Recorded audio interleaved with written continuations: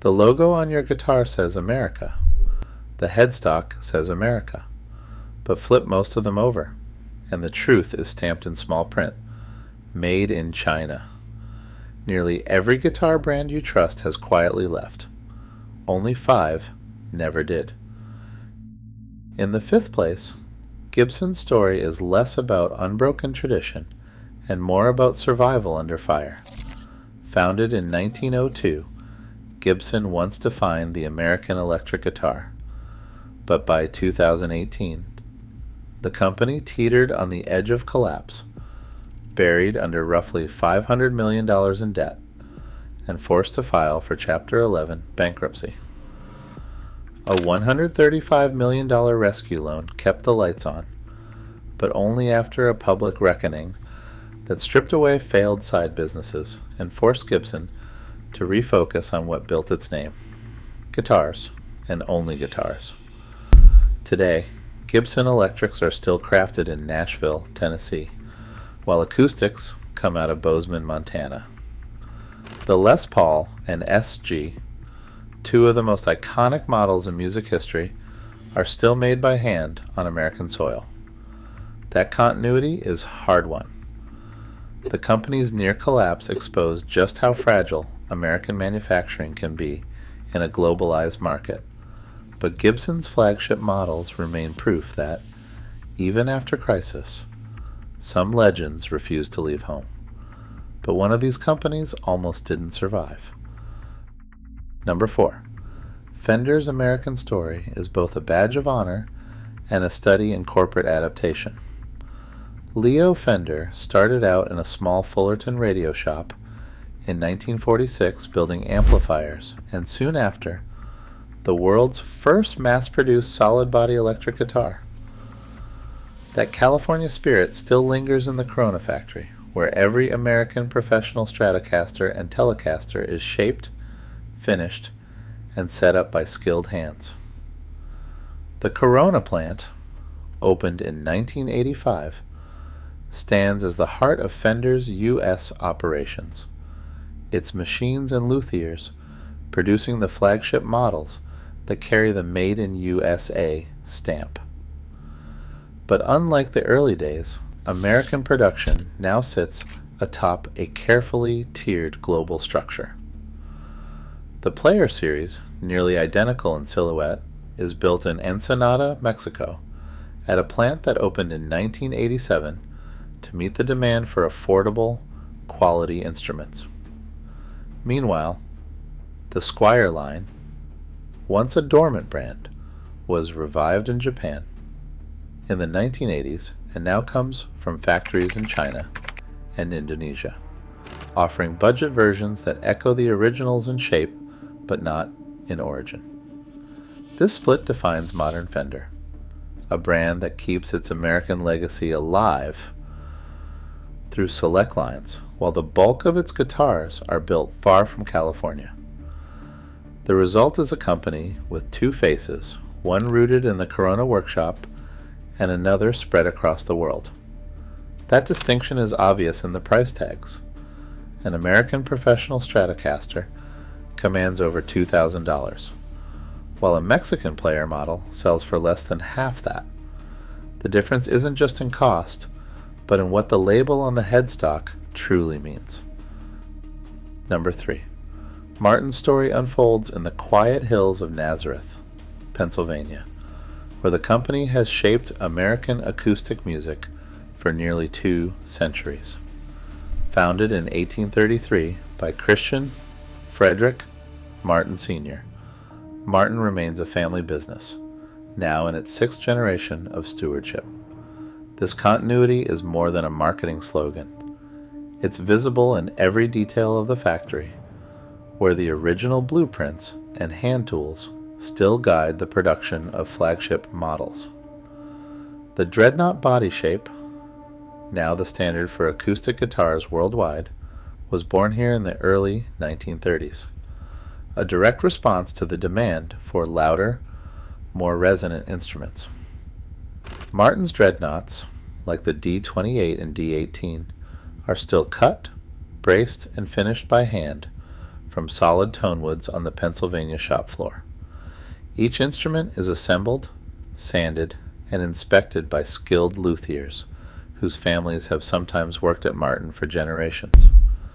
While entry-level Martins now come from a secondary plant in Navajoa, Mexico, the company's most prized guitars never leave Nazareth. This is not a brand built on corporate drama or cycles of crisis and recovery. Instead, Martin's strength is its uninterrupted tradition, a steady hand guiding the same family-run workshop through world wars, musical revolutions, and the rise of global outsourcing. In a market flooded with disposable gear, a Martin from Nazareth is framed as an heirloom, an instrument built to outlast its owner and carry a legacy forward. The next chapter in this countdown brings a different kind of American persistence, one forged by reinvention, not inheritance. In second place, Rickenbacker stands apart for a claim that no other major guitar brand can make. Every single instrument is still built in Santa Ana, California. There are no offshore factories, no budget lines assembled in Asia or Mexico, and no blurred lines about what made in USA actually means. Since 1931, the company has kept its production under one roof, resisting the industry shifts that sent rivals chasing cheaper labor and higher margins abroad. That decision isn't just a marketing quirk, it's a business model built on low output and total in-house control. Rickenbacker's annual production numbers are a fraction of the giants, often just a few thousand guitars per year, each one passing through the hands of skilled workers on the same shop floor. This approach traces back to the company's roots at the dawn of the electric guitar. Adolf Rickenbacker and George Beauchamp launched the Electro String Instrument Corporation. In the early 1930s, pioneering the first commercially successful electric guitars and setting a standard for innovation that still echoes through the factory walls. The unmistakable chime of a Rickenbacker 12-string, immortalized by bands like the Byrds and the Beatles, became the soundtrack of the British invasion, giving the brand a cultural weight that extends far beyond collector circles. While other companies split their identities between premium American models and mass-market imports, Rickenbacker has chosen the harder path. No outsourcing, no dilution, and no apologies for the price tag that comes with American labor. The result is a reputation for consistency and authenticity, where every detail from the hand-shaped necks to the signature triangular inlays is a product of the same Santa Ana workshop. Only one brand on this list tells a more dramatic story of factory survival, but Rickenbacker's all-or-nothing approach to American manufacturing remains as uncompromising as ever. And finally, in first place, Heritage Guitars stands as the most literal survivor of American guitar-making tradition.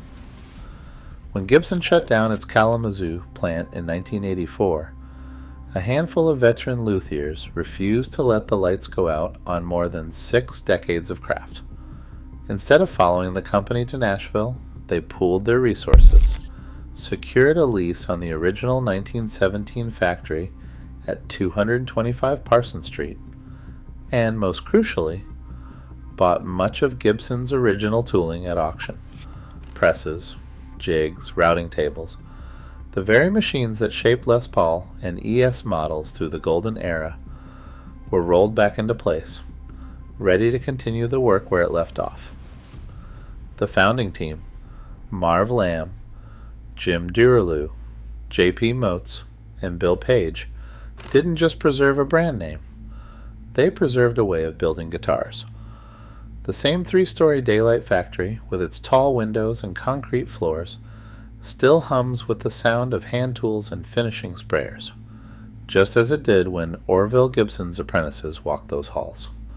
The building itself is now listed on the National Register of Historic Places, a rare distinction that turns every heritage guitar into a piece of living history. From the start, Heritage focused on continuity rather than reinvention. Early models like the H150 and H575 were built to the same tolerances as their Gibson predecessors, using the same press forms and neck carving jigs. Players and collectors quickly noticed Heritage guitars didn't just look the part, they felt and sounded like the Kalamazoo built instruments that had become legendary. That lineage is no marketing slogan. It's embedded in the wood, the glue, and the hands that shape every instrument. While the rest of the industry chased lower costs and higher margins abroad, Heritage doubled down on its roots. There are no overseas lines, no budget imports, just a small team of luthiers working in a century-old workshop, turning out instruments that wear their origin as a badge of honor. In a market where Made in USA is too often a matter of branding rather than fact, Heritage offers a direct, unbroken link to the heart of American guitar making. For those who care where a guitar is truly built, the address on the headstock, 225 Parsons Street, is all the proof required. Across these 5 survivors, one pattern stands clear. American-built guitars endure not through nostalgia, but through relentless commitment to craft and local labor, despite global pressures. The real cost isn't just price.